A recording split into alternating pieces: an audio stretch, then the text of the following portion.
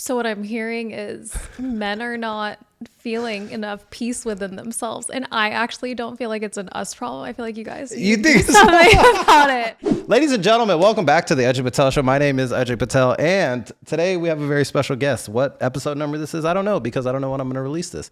Ladies and gentlemen, this is a friend that I originally made in college. Not going to lie to you guys, probably said like 4 words to her throughout the entire college career. But honestly, our time in Los Angeles overlapped coincidentally, and she is a good hometown friend of Isha's. And honestly, now one of my few friends in Los Angeles. Ladies and gentlemen, this is Henali Shah. Hi, guys. How's it going? Good. How are you? I'm good. How are you? How are you feeling? I mean, this episode will probably come out much later than Christmas, but how's the holidays treated you? Oh my God, it's so good. Did you decorate the house and do all that stuff? Obviously. Why? Do you guys do that at home? Yes. So I was born on the 23rd, and then I came home from the hospital on Christmas Day. So my parents always were really like insistent. My mom was insistent on decorating the house, and then I just like kind of carried it over. And I like to call it Henali days. So okay, interesting. But we're starting hot. Firstly, cheers. Cheers. Yeah. Did you guys always decorate the house growing up? We did up until college. And then that's when my dad all of a sudden was just like, we're not Christian. Oh, what? So we're not doing decorations. And then he would just get really angry about the Christmas tree. And I don't know if it was actually like the Christmas tree that was like making him angry, or the fact that he had to actually, like take the tree out of the attic and like clean everything. I think that's what was causing him distress. It sucks. Every single time we used to go home after the holidays, and one of the days would be dedicated to like decorating the house. And it was like, I don't want to do this, but at the same time, I do want this to be done. But I also don't want y'all to do this.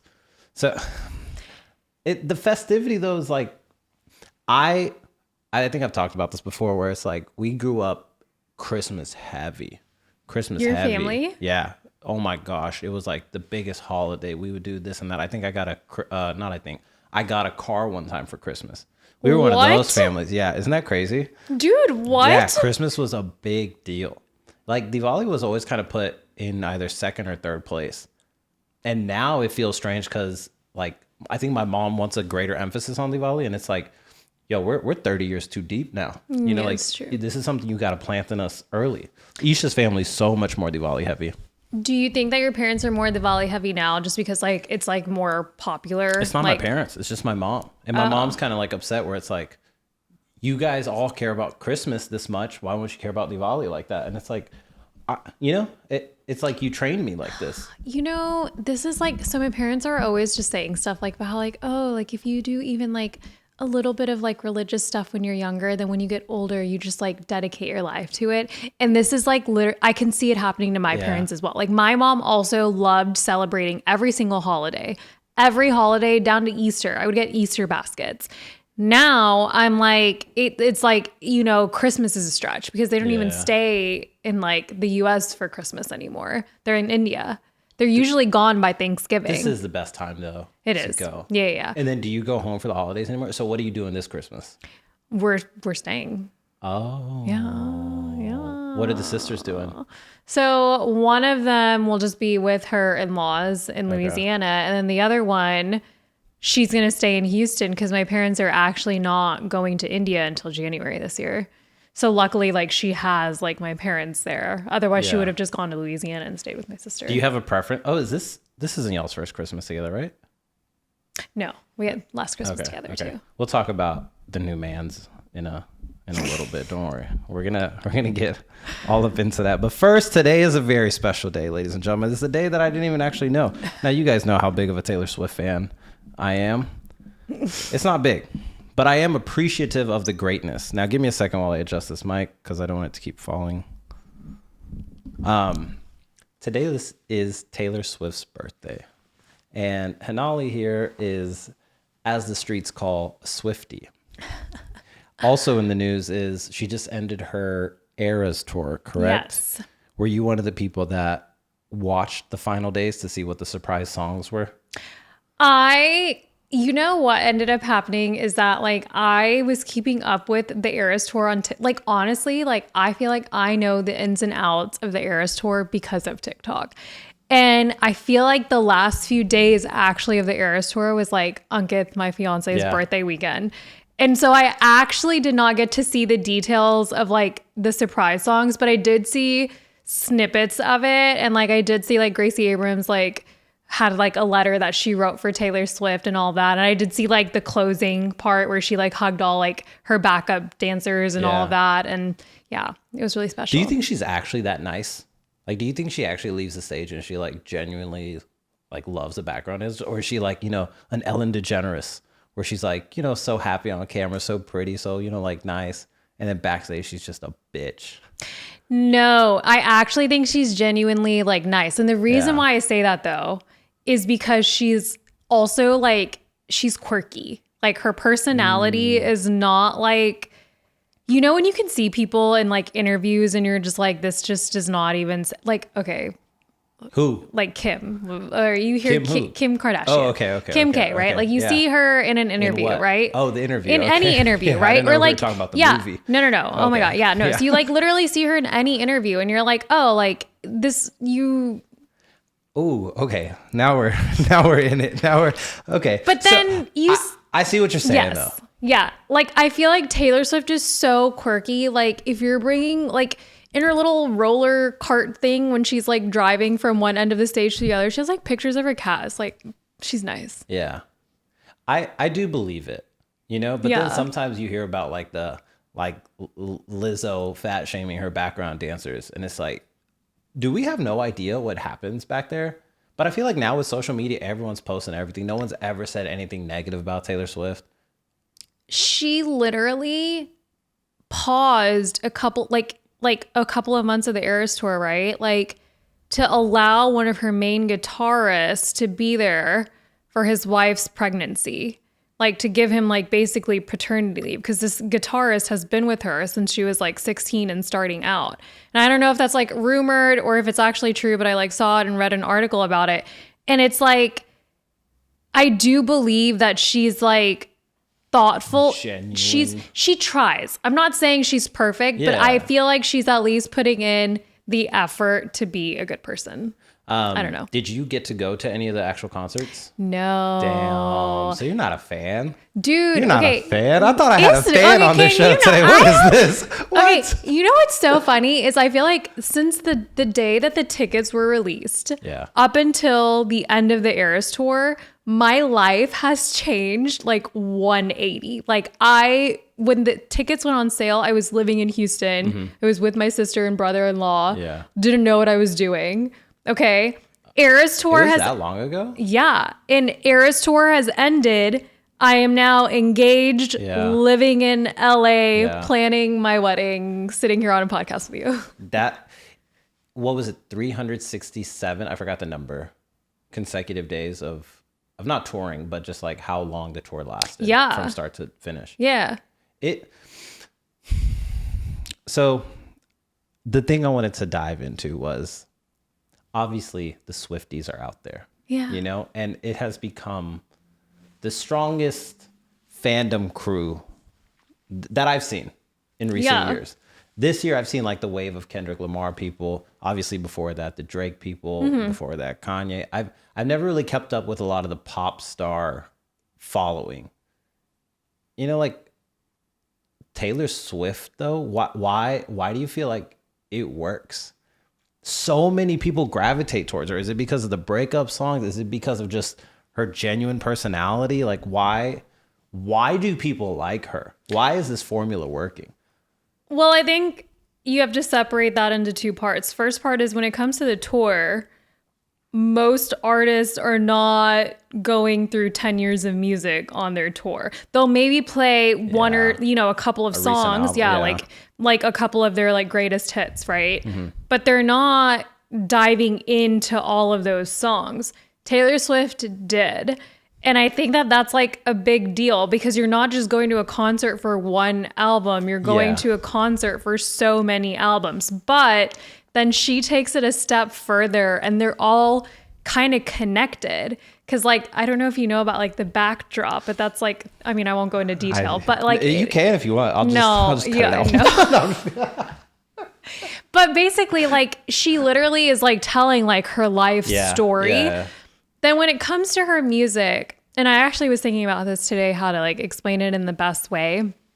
I can speak on my behalf. I think what I think is that we all have so many emotions and feelings, right? Yeah. Where for the most part, most of us probably all need therapy and we don't know how to express our feelings whatsoever. Like, okay, when you say you're happy or like we say happy, sad, angry, right? But there's like so much more to that. Like it's like what are you sad about? But like she puts your feelings into words. Like she's like making words out of your feelings and like things that you might be going through. And she's putting it out in a way that you can relate to it. And it's like, you might not have thought about that. So you're like, oh shoot, now something that I've been thinking and feeling, finally somebody has put words to it and you can listen to it and relate to it. And like, you're like going through it. And so you're feeling those emotions and honestly, it helps you process them so much better. Or at least that's how I feel. Yeah. I'm not an anti-therapy person.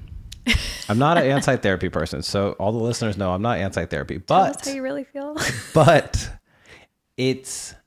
I don't like that being the solution. You know, where people are like, oh, you feeling like that? Go get therapy. And it's like, I totally agree. I think everyone is feeling like, you know, whatever range of emotions. Yes. And see, what Taylor Swift fans have done so brilliantly is they figured out how to explain why they like their artist more intelligently than Drake fans have. Because it's the exact same thing. It's the exact same thing where it's like, oh, it's normal to get rejected by a girl. Yeah. Oh, this guy that has all this fame and, you know, popularity, he could probably get any girl he wants. This is back in like, you know, 2008. And he's singing about this and it was working. And then next thing you know, it's a rap song. So you love her. And then you're also like, forget about her. But, you know, we didn't know how to word that. Yes. We were just like, nah, it's Drake. Yes. It's Drake though. It's Drake though. The therapy piece. It's always nice to have someone that is not emulating, kind of feeling your pain. So whenever you're going through a problem, right? Let's say you are having troubles finding a job or something, and you talk to a friend that's also having troubles finding a job, or someone that you could just be like, hey, things are going really bad. And it's like, yeah, things are going really bad. You're right.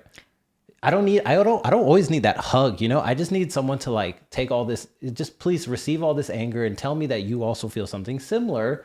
So then I can, you know, slowly get past this and start working towards resolution. Sometimes with the therapy angle, and I won't speak on it too much because I've never really done therapy, where I've had friends that have done therapy, and I'm just like, hey, I don't think you've gotten any better. You know, like I don't see what actions you have taken. You know, like I get it, you're focusing on X, Y, and Z a little bit more, but you know, like I'm a very data-oriented person. So if you're doing these actions and it's leading to no result, then you got to try something else and just keep on trying and trying. Okay. And so that's my stance on therapy. I think summarize what you put is you basically just said misery loves company. 100%. And I totally agree with that, which is why like girls love basically saying the same thing over and over and over again in different ways to their friends. Yeah. Because they're going to get that validation back. I don't think it's productive. That being said, men, like I posted TikTok on about it. Yeah. Men, I think, are just very inclined to like focus on just like the solution. They're like, all right, heard your problem. Now what? Like, what are we going to do about it? How are we, like, you know, like what's next? Like, why, like, you know, like what's the outcome here? Like, what are we going to do? And similar how we were talking about like how our parents don't communicate the same language. It's happened like with Isha and I, where she has a problem. Yeah. Right. And I'm like, all right, solution time. And she's like, shut the fuck up. And it's like, oh, wait, what? You know, like you don't want solution right now. And then I think it just takes that couple of iterations of like, oh, you want to sit in this for a second. Yeah. You know, like you want to vent. You actually want to talk shit a little bit. Okay, I get it. Okay, now you kind of just wait there and be like, you know, like, is it time yet? Is it time? But what do you do? Like with women, and I'm not trying to turn this into a guy-girl thing. I'm not trying to get canceled so early in the year. I've noticed that sometimes there's also a level of, they talk more, right? Yeah. They do talk more. They talk more about their feelings 100%. I give that 100, yeah, all that. But there also reaches this point where sometimes I see like this toxic positivity across friends where, you know, someone may be doing something wrong. And I hear from her friends while I'm sitting across a table, oh, you know, you're not doing anything wrong. Any guy would be lucky to have you. And it's like, why don't y'all tell her the truth? You know, like, why are we doing this with guys? And I'm not trying to like put guys on a pedestal. It's just, we're just meaner. Where if we see something, we're like, bro, what are you doing? You know, like, she's obviously mad at you for this because you fucked up. So go change that. You know, she literally broke up with you because maybe you neglected her or you did this and that. So that's on you. It's not like, man, she'd be lucky to have you.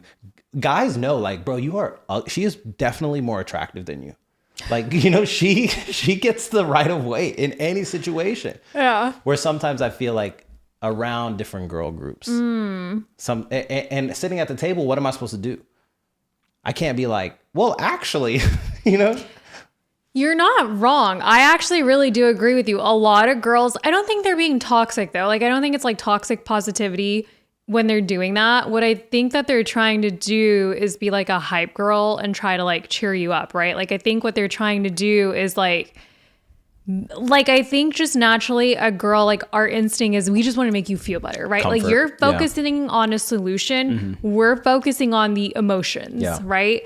And so I think that at the end of the day, the girls are going to say whatever they need to say to help you feel better. And I do think though, that once you get to a place where you feel better yourself, then I think you yourself naturally will like realize like, okay, well, like, yeah, maybe I am slightly the problem here. Like, you know, like maybe it's not all his fault. Cause like I notice that like all the time. Like I feel like I've gone through breakups and stuff in life, right? And I like know like my like sisters or my friends will say things to me, right? And then later on, I'm like, dude, no, like there's like so much I could have learned here. Like, wow. Do you ever go back to your girlfriends and be like, yo, like why didn't you stop me from doing this? Or why didn't you tell me this instead of being a hype woman? Or do you prefer the hype woman route and you later have the self-realization? No, I love like a good combination of both. Like I'm not like sitting here, like I'm not trying to sit here and figure things out on my own. Like, dude, if you have the answer, then please tell me. Like I'm not like trying to waste my time here.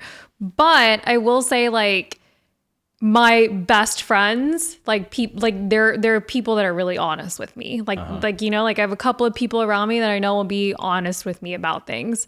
And if they're not honest with me right away, then when I do come back to them and be like, oh no, like I could have done this or I could have done that or I should have done this, right? Then they'll definitely come back to me and be like, yeah, maybe you could have done this, but like you were in this position and blah, blah, blah, right? And I do think though, like in serious stuff, it sucks. But what really pisses me off is like when you like wear like an ugly outfit and like no one says anything. Like, dude, like what? Like you just like let me walk out of the house looking like trash and like you didn't feel the need to comment on this. Like what? Does your fiance ever do that to you now? Like where he's like, yo, what do you wear? You can be honest. It's okay. No, I'm just trying to think.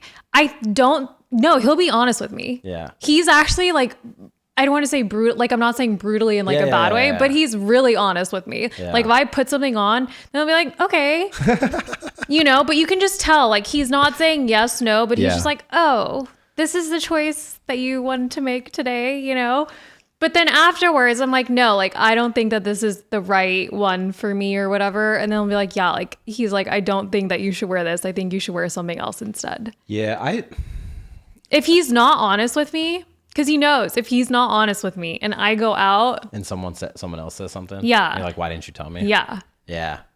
But you know, sometimes we don't want to like, hey man, we're already 10 minutes late. We gotta get out of here, man. You know, I feel like I do that with my girlfriends, where I'm like, yo, what are you wearing? Or like, yo, you're about to be cold. A lot of times it's the shoes where, yo, we about to be walking. You know, are you sure you really want to wear heels to the zoo? Like, you know, things that sometimes I'm just like, logically, you are going to be uncomfortable later. But that's good. Yeah. I think that's so good. Goes, it's tough because sometimes people just have their own taste, their own flavor. I'm used to, you know, a certain style. and they may have something else. I'm sure people see Isha dressing all these big ass clothes because LA has transformed her. And it's also the LA way to dress, right? Bigger clothes. You know, it's like in Texas, you're a bigger person. Here, what am I lying? Speaking of, okay, so hold on. We need to go back to Taylor Swift. So happy birthday, Taylor. Happy birthday. She's obviously listening. What are your favorite 2 songs? You get 2. You get 2. Only 2? Only 2. Okay. Yeah. Well, number 1 is Sparks Fly. That's always been my favorite. All right. And then number 2, dude, like I feel like I could pick from a million. I honestly would say Enchanted. Okay. And both are coincidentally from the A same more album. important question. What are your favorite 2 Drake songs? You don't know the names, huh? You just know the sounds? Here, it's fine. You can take Dude, you know what? I well. remember Controller was like a bop on my playlist There for it like, is. dude, it was like There high it up for a is. very, Yeah. very long time. And then, you know, weirdly, was it like November 18th or whatever? Yeah. Yeah, I had both of those a lot. Yeah, I will say. I was never into like which one where it was like the Slumdog Millionaire Bolly. Like I never like that was not like my vibe. That's probably when we were in like High school or college, sorry. yeah. Oh, even before that maybe. Well, I don't know. Yeah, we're at different years. Okay, can you wait, like I'm not like 30 years older than you, okay? We have guests of all ages on the podcast. The Drake thing, are you a fan overall? Like are you a Drake fan? I guess is question number 1.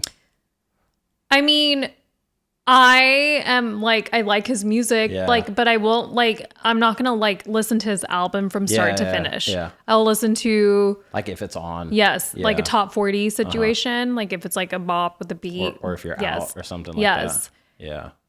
I don't think that there are many songs that like I'll listen to like on my own. Like I will not go on Spotify And you'll look up and search Drake to specifically find a song.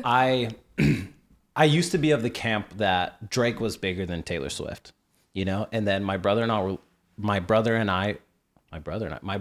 and I were looking for tickets for Drake in Dallas, and we saw the 2 shows and we were like, "Oh, you know, we got to get these, you know, like," and then they barely sold out. Taylor Swift had to add a 3rd show. Yeah. In Dallas. And at that point, I remember that realization right there where we were on the phone and we were like, "Oh, she's the king." You know, like she's literally the king.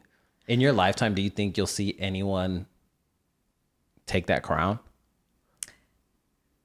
I mean, I don't know for sure. People are like speculating that like Sabrina Carpenter is like her protege, right? And they're like Taylor Swift basically set her up for this.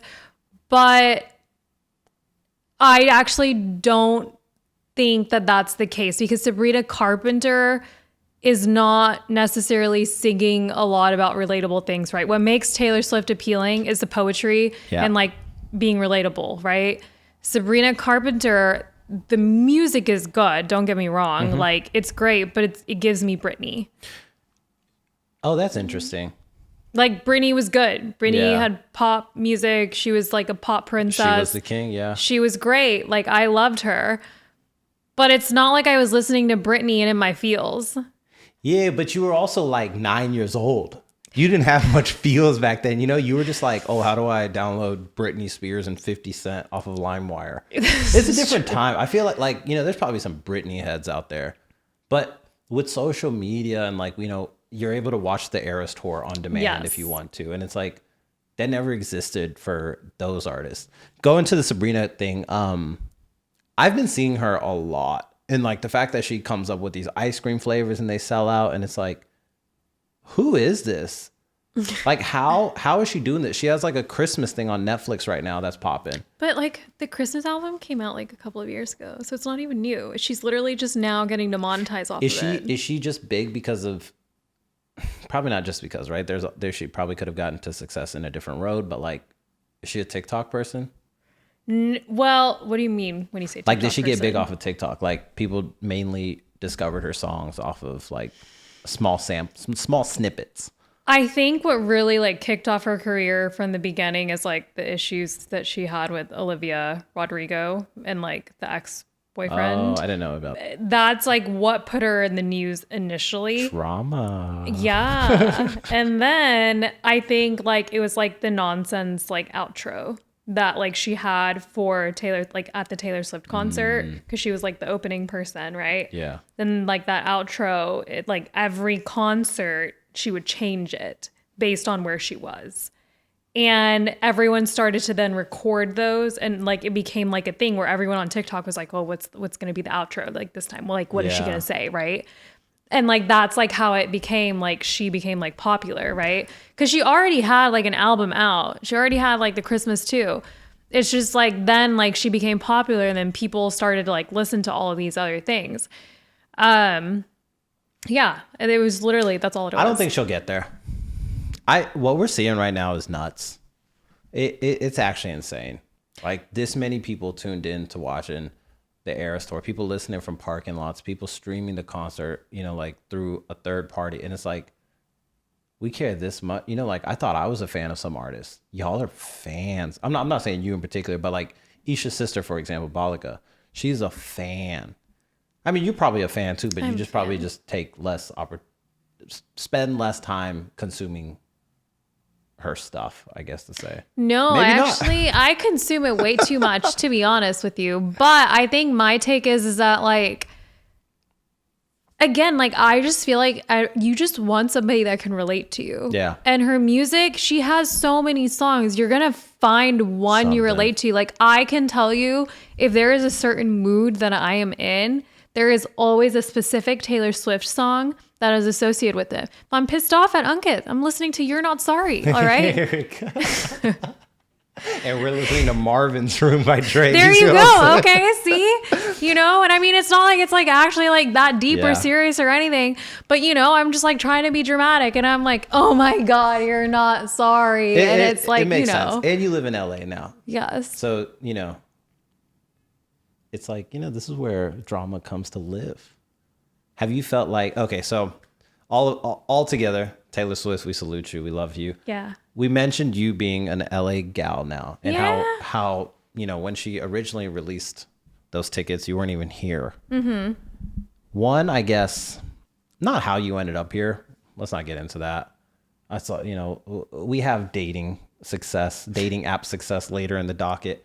But as you've been here in LA, what do you think's been like the main difference you were living in Austin before? Yeah. Okay. What do you feel like has been the main difference? You can just come at it from like a Texas perspective also.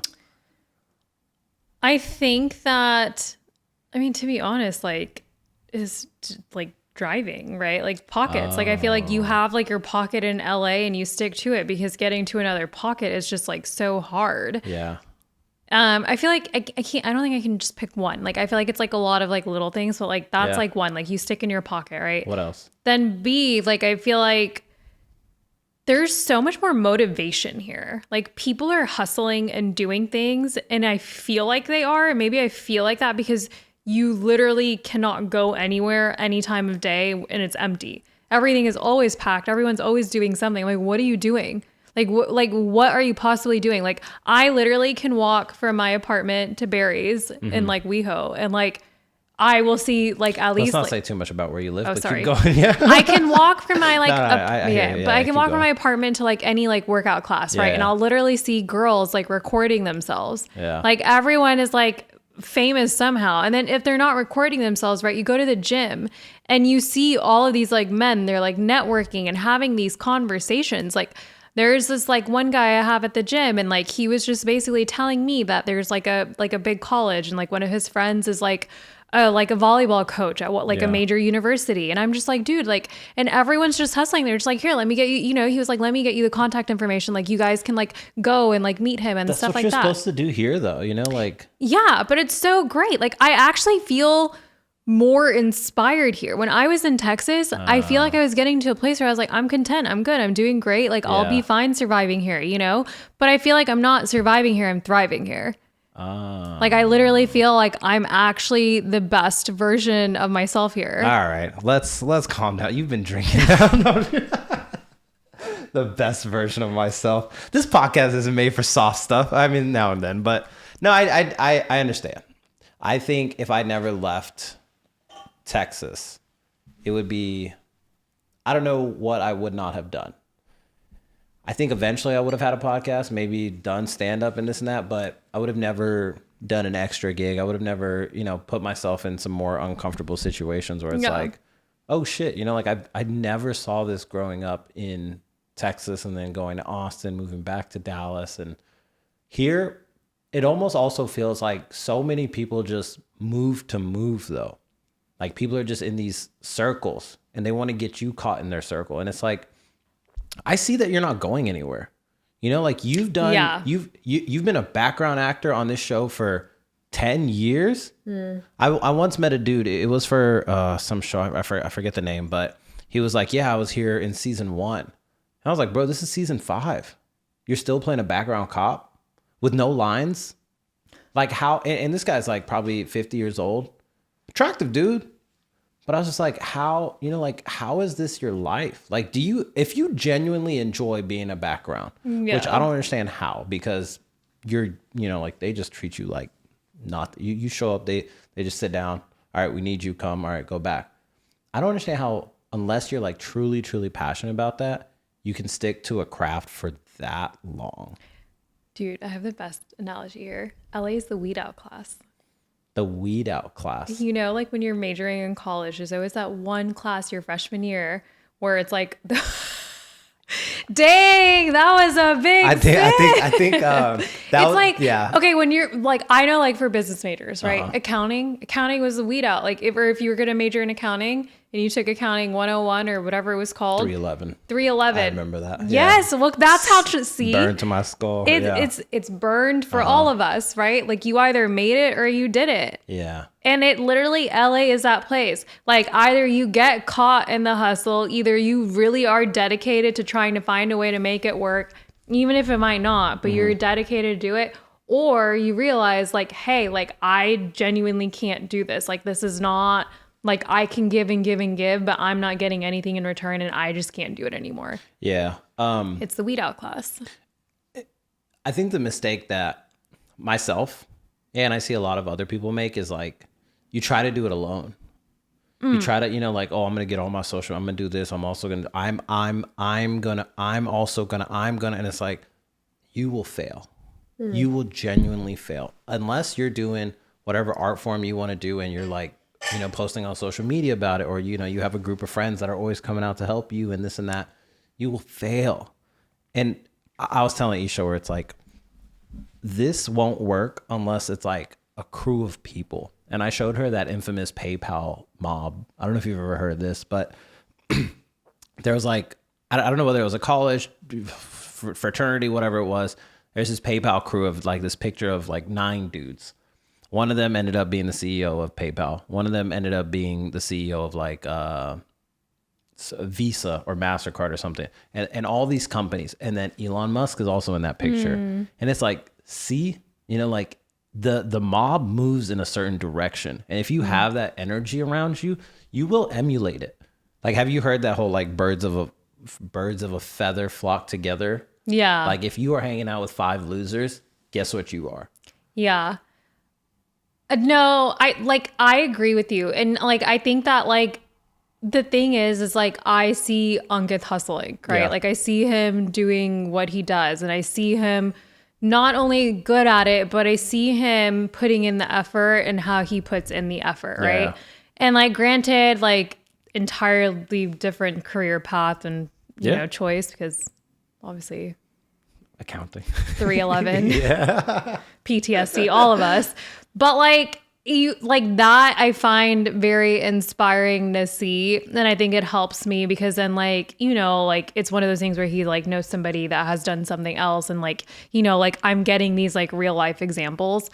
I think that the biggest thing that I've taken away from that is that like yes, you can sit here and focus on like all of these like what if like negative scenarios, but I'm literally just like constantly now focusing on the good ones, like the happy there's endings. no time to be negative. There isn't. You'll die. You will. Like especially here, you can't do it. You have to keep. It's like the negatives are a good thing. Like something's actually happening. Yes. You're like, okay, good. All right. Keep it going. Keep it Yeah, going. Keep it yeah, going. yeah. But it's exhausting. No, dude, it's so exhausting. I tell him this all the time. I'm like, dude, this is like draining. Yeah. Like it literally is like not meant for like the faint. Like you cannot Yeah. you're like, sometimes I feel like my cortisol levels are like constantly high. Like I'm like, dude, like I feel like, you know, you constantly need to be doing something to make something happen, you know? It's like the Texas in us. yes. We're so laid back as a people. And it's like, I was talking to my sister yesterday and I was like, the days have gotten so long. You know, like I'm getting a decent amount of hours of sleep, but as soon as I'm up, I'm going and going. Okay, now I drive, you know, to work. Now I do work. Okay, now I come back. Okay, now I got to do this podcast stuff. Okay, now I got to do this wedding stuff. Okay, now I also want to go to the gym. And it's like, if I let go of any one of these, I'll fail. You know, like I won't be in shape. I won't, you know, be on top of wedding stuff. Yeah. What do you like? And then I'm like, am I just being a bitch? No, I think you literally like, this is like the struggle that I think we all have. And it's like all about time, right? Like it's literally just like, man, like, and I hate like, dude, nothing pisses me off more when people are like time management, like, like shut up. Like what, like you're saying time management and like, it's like, we're trying to manage our time here, obviously. And like, we can't, like we literally like, and we're managing it and we're getting everything done. And then I hate also when people are like, you just got to go through it. You just got to go through it. Yeah. And I'm like, there's also this factor of like, every single time we get on TikTok and stuff, we're told to also change this, change that. Oh, you got plastic cutting boards? You might be giving yourself cancer. Yes. Oh, okay. I guess I got to change that. Oh, you're using nonstick pans? You might as well have cancer. And it's like, how much shit am I supposed to change? Oh, I need to stretch my hip flexors. I've never stretched that shit in my life. You know, like, oh, I'm also supposed to water a plant like that. You know, there's so many. And I try to explain this to my mom where I'm like, I understand you had it rough. You know, the number of resources you had were low. We have, you know, the world is our oyster, but we're also programmed so differently. Yeah. And I'm not saying like, you know, we get a pass, but we're part of this mind virus where we're supposed to care about all this shit that happens online. Like and this is a segment for, I think the episode I'm recording on Sunday, but I saw a commercial for like, commercial? a super yeah, I like commercials. A super sad Christmas dinner table, and they look at this empty chair because his family member had like was gone. Stop. Yeah, and then I was like, dang, you know, like this must be like some hospital ad or something like that. It was, this is how many people are missing in Gaza or whatever. And I was like, leave me the fuck alone. Dude, I don't have time. You want me to care about this too? You already want me to care about P. Diddy. You want me to care about R. Kelly. You already want me to care about all this shit that's happening. And you want me to go solve it. Brother, I'm trying to survive. I'm trying to pay rent. You know, like how... but this is media now, you know, hey, you need to care about this. You need to care about this. And it's like, at what point? And this is why everyone's crazy now. Everyone's crazy. I think you just like, and I feel like I'm like you, and that's how I am. I think like you just have to focus on yourself. Like you cannot sit here and like think about like everyone else and like fixing everything else. Like it's sad, yes, and it is hard, yes, but like you like if you start to sit here and get sad about these things, it will literally take you, like it takes over. Like and then that's like what they're preying off of, right? It's like the people where it has taken over them, right? And then like you're like sad, right? So then you're on TikTok more and you're seeing more about the sad stuff. And then like your algorithm is just like everyone else that's feeling it, right? Because misery loves company, like we said earlier. And that's all it is. It's just this like huge cycle. Yeah. So like, that's why I literally like, now I'm like, okay, is it in my control? Then okay, I'll try to do something about it. But if it's like out of my control, and yes, that is very sad and harsh to say, I know, but it's true. If it's out of my control, I am not going to sit here and waste another minute on it. But truly, what am I supposed to do about it? You want me to put it on my story? Yeah. And what the are you talking about? Like, I'm not going to send anyone an email. Sorry. You know, like this, I believe I am trying to live my life. You know, I get it. You want me to go vote. You also want me to go do this. You also want me to go do this. Now you also want me to go free the people over there? Bro, I'm glad there's not a draft. Do you see me? I'm too damn big. Like, dude, I literally like, I don't know if you saw this on TikTok. Like people were like, they were going to like draft like women into the army or whatever. And they were like, girls were like, dude, like they were like going to go after like the Pilates girls because they were like strong and stuff. And it's like, dude, like you want to draft me? Yeah. You're going to draft me? Like literally, I'm going to be sitting there like, please let me put on my lip gloss first before you like put me out there. Like I literally am going to be like, can I get my hand lotion? The enemy might like me. It's nuts. Like things were supposed to get better, right? And I do think they got better as far as like, you know, conditions, equality. But then people have abused it to an extent. Yeah. Where it's like, hey, you know, we were here and then someone just shot it to an extreme. And by someone, I just mean like mass media, the people. And that's how I think we've ended up in this boat. But what I feel now is like we're almost at this correction period where we're like tired of this shit. You know, like the people have reached a boiling point of all this shit you're feeding us. And I don't mean this like literally food, but also the shit you're feeding us. Everyone's getting smarter. Everyone's like, hey, you know what? Something's happening to me every single time I eat the food from this place. And it's tough to just stay on top of all of this stuff. But, you know, we chose this. We chose this life. Did we? I guess we did. I don't know. I have a really bad analogy. You can cut this out if you need to. All right, but I'm like ready. literally like you remember like back in the day you'd get like the animal shelter ads like on TV and like they'd be like showing like some really sad dog.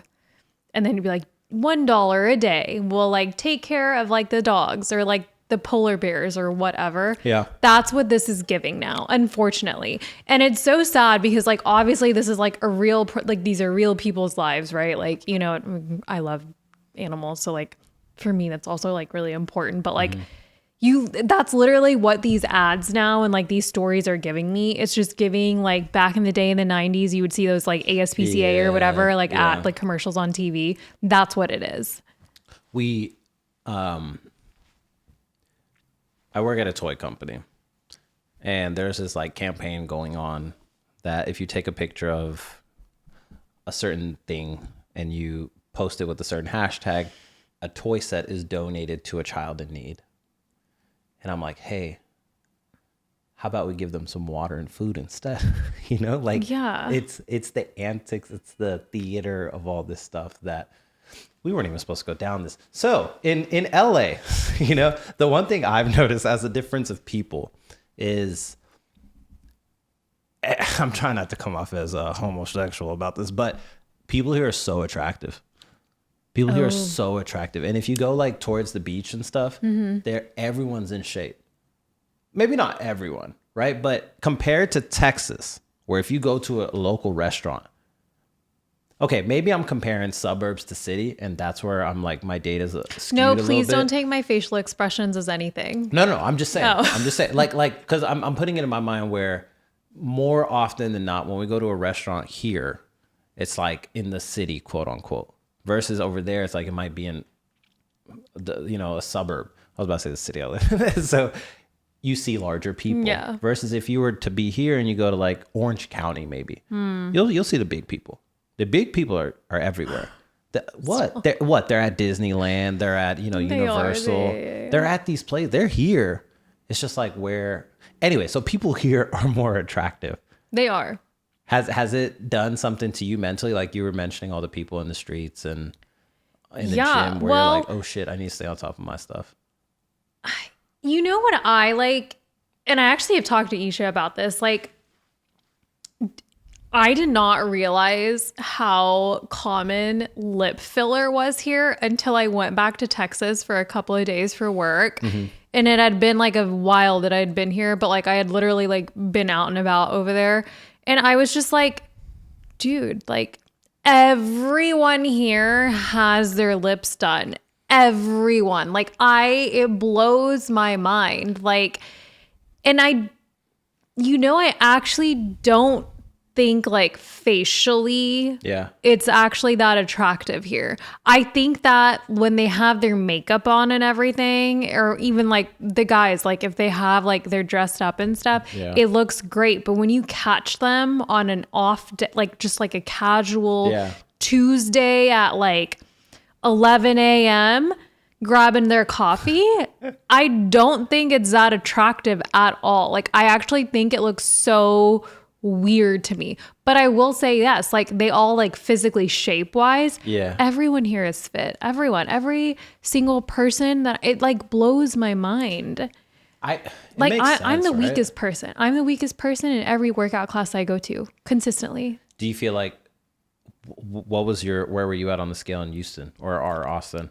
You know, I thought I was like mid. Yeah. Like I'm not like the best. I'm a little vegetarian. You've been but someone you've been someone that's always been into fitness. Yeah. Though, right? Like yeah. Did you get bullied and something happened, or like how did you end up in that swim lane? So if you can get, if you need to get emotional, it's fine. It's okay. Like good for the yeah, content. yeah. No, I'm kidding. Actually, like when I was little, I feel like this is actually very sad. Like I feel like a lot of Indian parents like do this to girls. Like they'll comment on their weight. And I feel like when I was little, when I say little, I mean, I was in elementary school. Yeah. There was like one point where like, it was like, I remember very clearly, like 5th grade, and I had like 3 enchiladas for dinner, Yeah. like at home. And my Yeah. parents were like, you're going to eat 3 enchiladas. Like, Uh-huh. like they made it seem like it was like so much food. Mm-hmm. And I remember after that day, I was like, oh, and they were like, oh, you're getting a little like, like chubby, like, Yeah. like you're in 5th grade, you're a little chubby. And like, I very vividly remember this because it was that day on that I literally would every day make it a point to ride my bike for 30 minutes just to get some exercise in. And then I would get like, as I got into middle school, like I remember like I wasn't like active, like as in like working out and going to the gym, but I was Middle in school. dance Right, and yeah, stuff, right? You were still active. Yeah. And then I got to high school, and when I was in high school, and at that point I was already just like lean, cause just teenager leanness. Like you're it's burning. Yeah. puberty, you're shooting nut, you're like all of that. And my mom was like, oh, like we're all getting a gym membership for the family, cause they were like concerned about my sister's weights. And like, then like all of us were going to the gym, and that like literally was just like, it was engraved in me that like, oh, like being like bigger was a bad thing. Like I saw like aunties or like, people at like our temples and like just family communities, they were always commenting on the girls that were skinny, but they were never complimenting anything about the girls that were a little bit bigger. And so that for me was just like, oh shoot, like if I want to be good girl, if I want like appraisal, then I needed to work out and be healthy and be fit. Like I so remember my mom just like that day, like when I was in elementary school, and I don't even think she meant it in like a bad way. Like I don't think that they knew what they were saying, because I will say like our parents, they were just doing their best. I don't know if they did their best, but they tried, right? Like I want to give them that benefit of the doubt. Like they thought they were doing what they thought was best, but commenting on things like that and seeing them comment on my sisters throughout the years, I don't want that. So did you ever tell them thank you? Dang. No. You know what I'm saying? I did actually. Yes. They weren't wrong. They 3 enchiladas weren't. for dinner is a lot. It's a lot. And because they're seeing like, hey, you actually don't need this much food.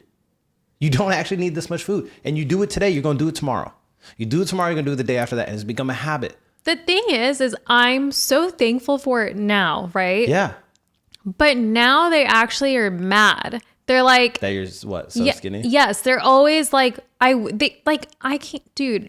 I remember going to India with my mom a couple of years ago, and every shop they went to, they were like, if you just gained 5 pounds, you'd be so much prettier.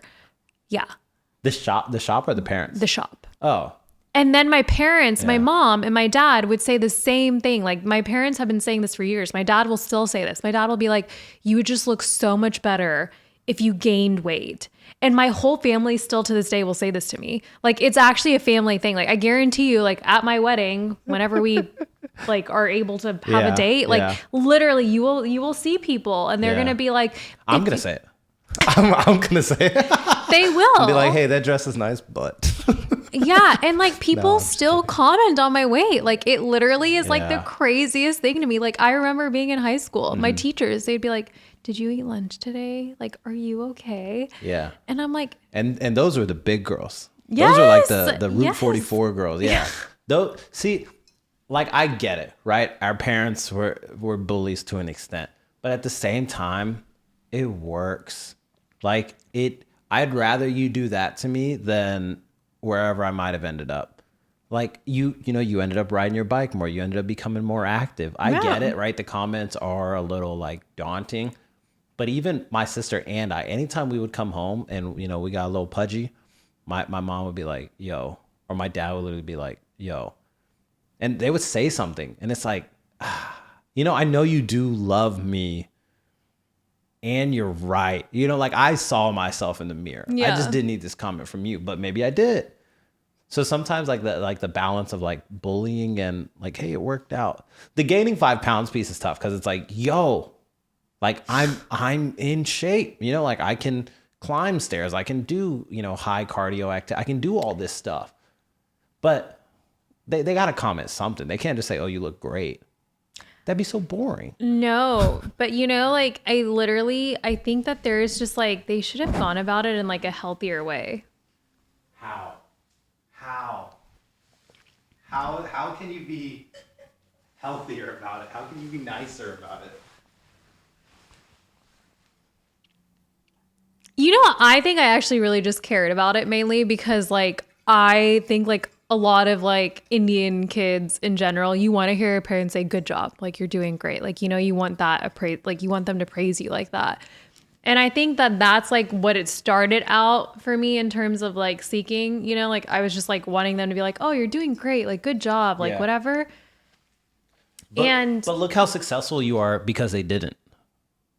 Yeah. You see what I'm saying?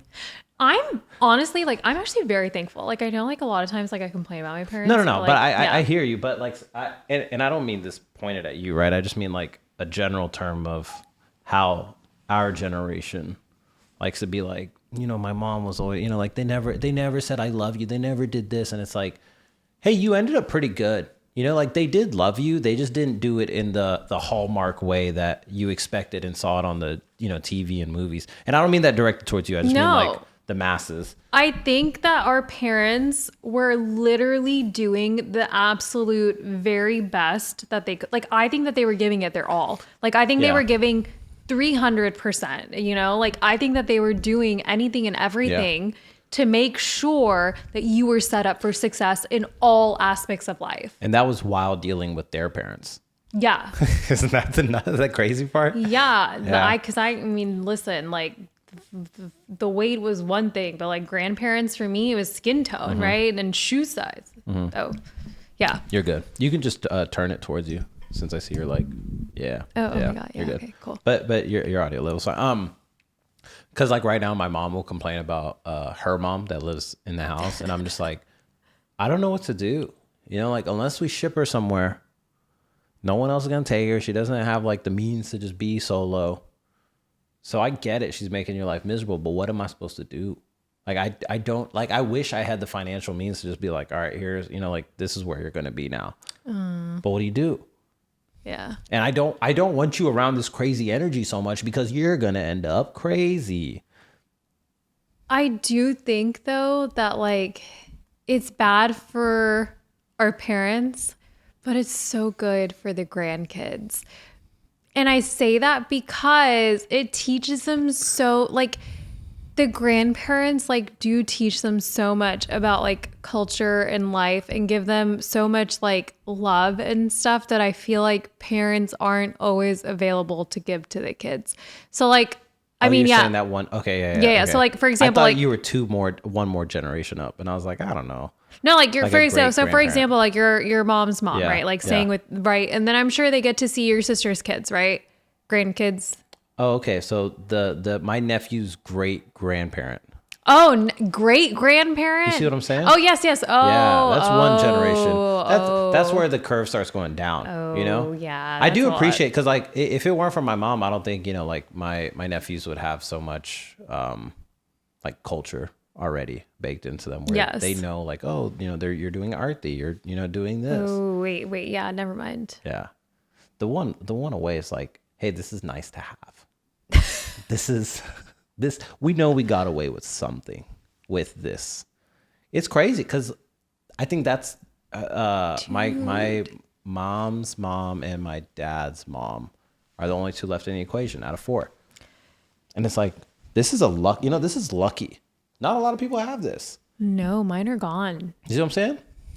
And it's normal, right? Because just like how age works, how we're having kids at a later age, but at the same time, sure, life expectancy is going up, this and that. How do we get to this from health? And because your parents bullied you.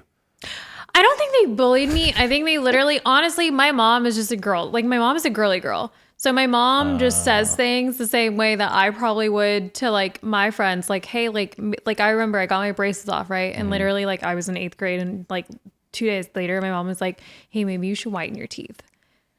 Yeah. And ever since then, every year to this day, And I'm now picking you up. I have white decent teeth. Yeah. You see what I'm saying?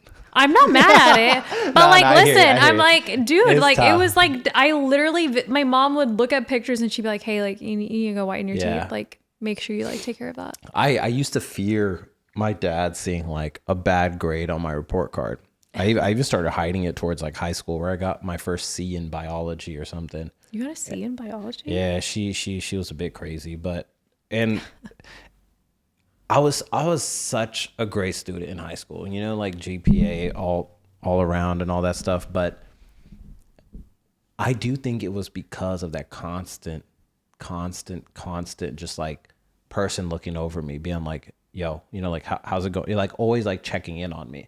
And then I got to college, and you have so much freedom. Oh my gosh, now I'm meeting girls, I'm drinking, I'm have all these friends, I have freedom. And then you lose track of like that North Star, where it's like, oh, in high school, I was just, one track minded. I cared about my grades and then maybe a little bit of social activity and sports. So then all my grades dropped. And even like with real life stuff, it's like, it'd be nice to have almost someone in your corner to be like, hey, where is this week's episode? Where's, like, you haven't done a set in a while. You haven't done always kind of, it's annoying, but I do think it works. Why didn't you post today? Here's the thing though. Like, I think that it should come from you. Like, I do think that to a certain extent, it was so great that our parents did that. Because what ended up happening with me is that my parents did it so much that it actually got to a point where my parents were like, they were forcing me to go have fun. I got to a point for me in high school where I was like, I would rather spend Friday nights, Saturdays at home than hanging out with my friends. And my parents literally had to be like, you need to go. In college, I wanted to come home every weekend. And my parents were like, no, you need to stay. Because I was so like, I was still feeding off of that, like, constant, like, them like telling me what to do and like telling me like, oh, like, do this, like, you need to like, what's happening to your grades and blah, blah, blah. Yeah. And then I realized it needed to come from within me.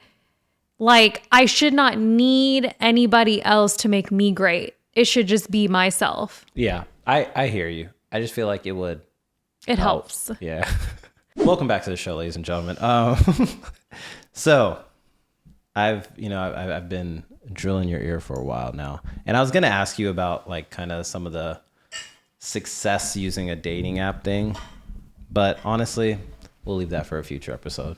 And maybe I'll ask your fiance instead, so I could get the truth. Dude, honestly, I feel like I would love to hear what he has to say about dating apps. It would be so, because it's like, I know you, right? I don't know where he was at in whatever period y'all like started seeing. But like I said, a future episode. So I leave the floor to you, Henali. Do you have any questions, any topics you want to talk about? If you don't have anything, it's okay. But I would just, leave the floor to you. And it could be anything, right? Current events. Maybe not Christmas, but anything but the holidays. How are you feeling about potentially leaving LA? I mean, I know it's like in the horizon, right? Like, I know that was always like the plan, right? Like, so how are you feeling about that? Like, do you think that it will be easy for you to transition back into suburban life? Yes. Okay. Yeah. It's just, you own your time. And it's not like, so money makes everything better. It does. Well, I'm not like I was telling Isha the same thing. People are always like, money can't buy you happiness. But I'm like, yeah, it buys me things and things make me happy. They are the people that think I'm going to save the people hostage in a different country. No, I love money. And being here, it's not like you have to spend money, but it's an amusement park, bro. You want to be out. You want to go do this. Oh, I want to, like, I don't want to cook. We have this 1-bedroom apartment. Things are tiny. Like, it's different when you have your own kitchen, you have your own space. Look at this. I have a studio in my living room, but for this same rent in Texas, I could get a 2-3 bedroom maybe. And now we have one room for this where it's all the, artistic stuff. And I do like that LA kind of lit the fuse almost. And it's not like I would stop doing the podcast if I were to move. It's just like, I would like to continue my life closer to friends and family. That's fair. Yeah. And I get it, like we have friends here. But I mean, it's a numbers game almost. Yeah. And LA's been great. The one thing I'll miss the most is just the weather. The weather. I won't miss anything else. Like, yeah, accessibility to the beach is nice, but how often am I doing that? I love walking outside.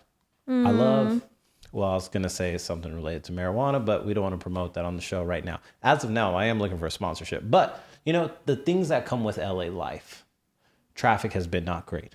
The job that I have is nice, but it's like, this actually happened recently. We were at either someone's wed. Oh, we were at Diwali in India with her family. And I was like, this has made me realize that I want to be closer to the families, just at least the state. It doesn't have to be Houston or Dallas, just the state. And I prioritize that over the job that I have. I think the happiness that I find is through the other, 40% of life that I get, whether it's weeknights or weekends.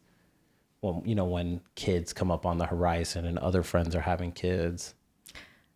I think you and I relate a lot in that. Like, I crave that so much. Like, it breaks my heart physically that I cannot have my family around me or have Ankith hanging out with my family the same way that I get to with his, right? Yes, obviously there's pros and cons about living here and versus in Texas, and it definitely makes more sense for us to stay here. Yeah. But I get that. I totally get wanting that feeling and that wholesomeness that you get being there, which is why yes, I always joke about missing you guys and how you guys have to stay here. But I wholeheartedly think that I get it. It makes so much sense to me. I do wonder what will happen to you after we leave. I'm just that'll be tough. But I have 2 nephews right now. One I think might be a super genius. The other one hasn't started talking yet. And it's these guys are growing every single day. Yeah. Every single day. And I'm blinking. And I'm not trying to get overly emotional about it, but it's I would like to be, that uncle figure. I grew up watching Fresh Prince. I see the value of a good uncle. But how can I do that from here? When they start participating in sports events and all that stuff. How can I partake in that? How can I be part of that from here? I have to be a cool uncle while I'm still cool. Yeah. It's going to get bad. So, No, I get that. But I do like that LA has lit this type of fuse. And additionally, if the path were to be comedy, so much of that is in Austin now.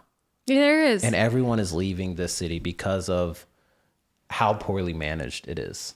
Yeah. And I get it, right? The number of regulations here leads it to nothing changes. Literally, the Olympics are coming. And that is what it takes for things to change. I sit in traffic from here to literally down that. Oh, look, you can see it right now, the traffic. Oh, I mean, yeah. That takes 30 minutes to come down. It took us 10 minutes to go from that side? Yeah, from La Cienega. Yeah. How is this okay? How are you okay with your people spending this much time in a car? And I get it. Oh, it's LA. It's the thing. Bro. This is not sustainable. And I get it. You want people to leave and all that stuff. So overall, departing LA will be, because it's cool to say I live in LA. It is just like a small flex, but I think it'll be easy. I think it will be fine for you guys. I think you'll be okay. Proximity to family is nice, but at the same time, it could also lend itself into being overly committed. Oh, you guys are only a 3-hour drive away. Come to this thing that's happening tonight. And it's like, like I want some space. Dude, you think that now, but like I say this because like we're surrounded by my fiance's family, right? Yeah. And it's so great. Like, yes, it's like a hassle to make these like drives and commutes and stuff. But once you're there, it's actually worth it. Some of my favorite memories that I have are from being at these like events, like with everyone. Do you think he feels like that? Hello, everyone. Sorry that the video cut out, but so we had to switch. The battery got exhausted. I didn't know that was a thing. You see what I'm saying? Like every day it's like, what? I didn't know that was an aspect of things. So now I have to. They do say you learn something new every day. Oh my gosh. You've turned this into a freaking flowery podcast. I need some hatred to come out. Oh, I can hate on a lot of things. That's a bonus episode for later. Fine. So, any other questions from you? The last one that I have is, this is wedding related. Mm-hmm. What part of a wedding do you think will make you the most emotional? Emotional? Yeah. Oh, seeing her on the mandap. Literally? Yeah. Do you think you're going to cry? Yeah. Yeah. Yeah. Yeah. I'm going to cry. Say yeah one more time. Yeah. Yeah. Yeah.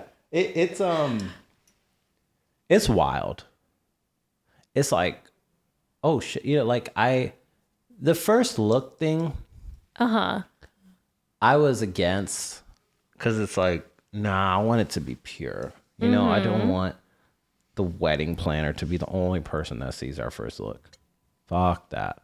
And I like that she's gonna have like a first look with her bridesmaids, with her parents. And it's like, that's so awesome, because we talked about this at dinner one time where I'm like, I get it, the amount of makeup, all this stuff is overdone, but they make you look like a goddamn queen.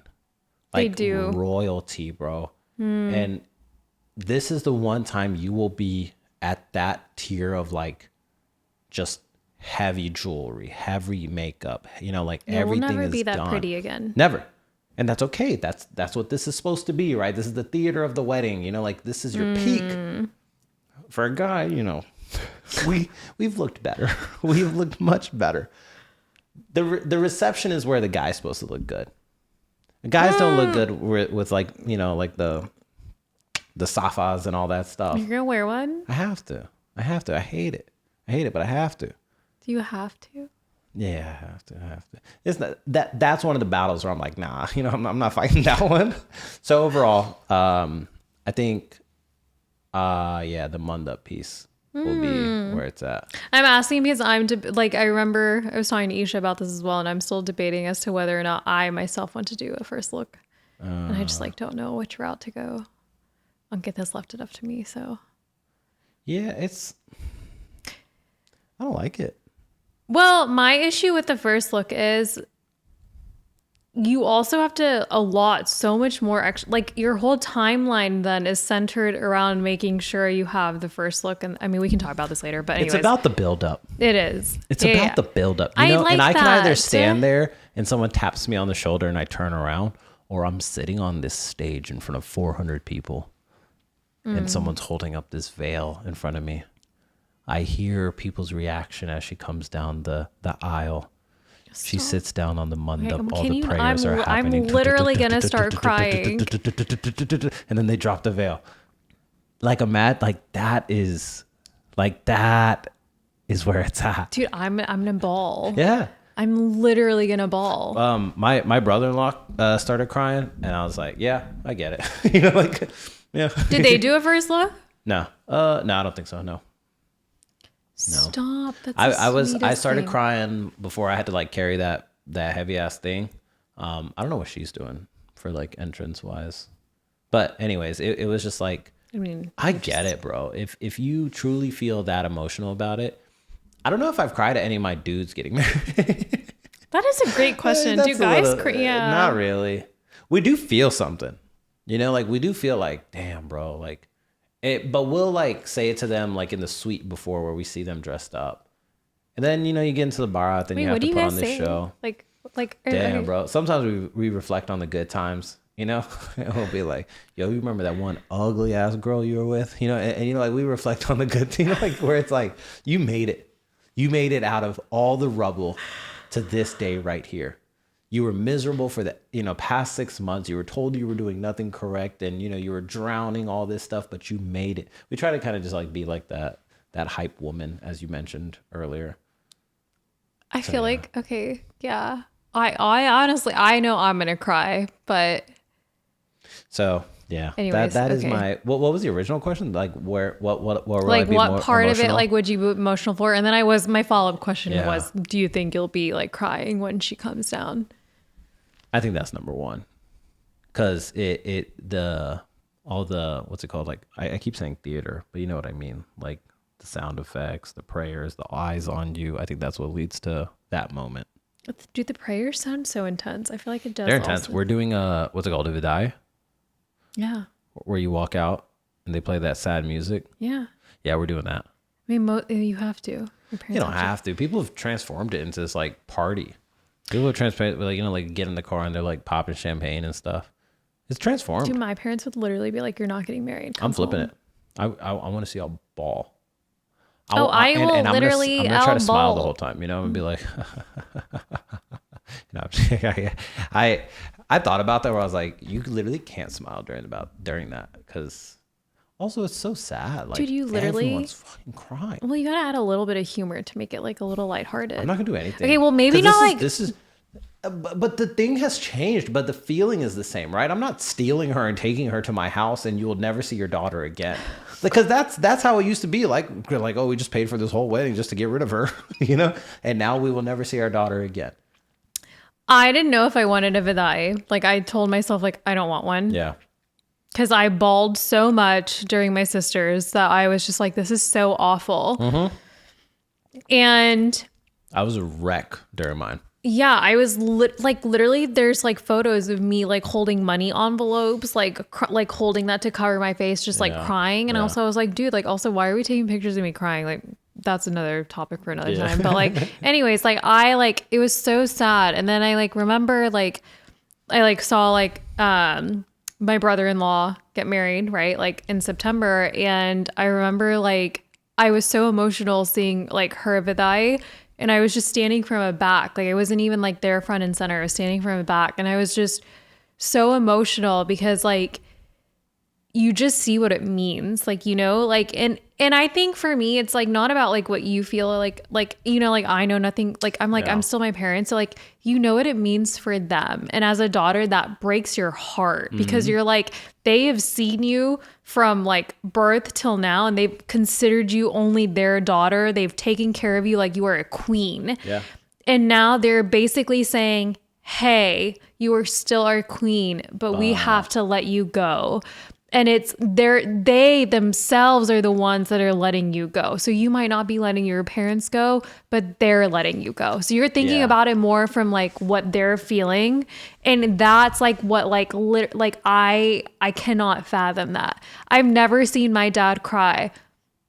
That's where I normally break. If I see the dad cry, I'm like, all right. Yeah. All right. Dude, I like, cannot even. It's time to prepare. Yeah. So it's time to prepare.